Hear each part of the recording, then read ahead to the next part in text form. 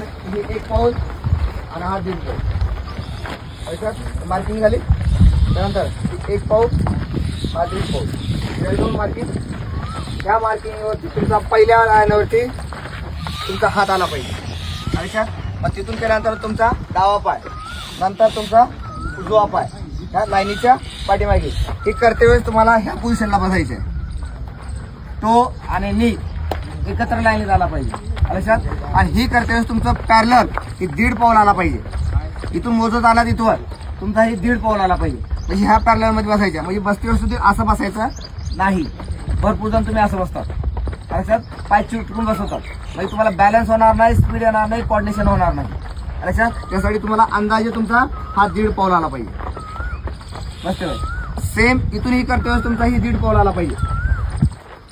लक्षात. इथूनही करते वेळेस तुमचा ही 1.5 पाऊल आला पाहिजे. म्हणजे ह्या पोझिशनला तुम्ही शोल्डर, नी, टो, लक्षात आणि नेक ही तुमची एकदम सरळ लाईन झाली पाहिजे.